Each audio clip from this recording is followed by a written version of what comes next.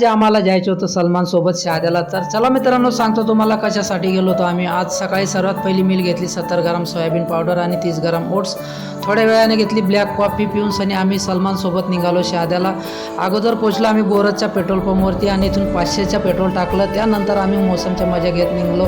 तर पोचलो ना मित्रांनो शहाद्याला. आणि शहाद्याला आलो होतो आपण आपल्या घराची वायरिंग घेण्यासाठी. तर अगोदर आलो इलेक्ट्रिक तुप्तीवाल्याकडं आणि इथं पण वायरिंग व्यवस्थितच होती.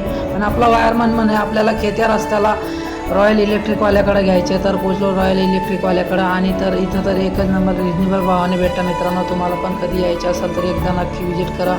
आणि इथं तर क्वालिटी पण वस्तू भेटतात.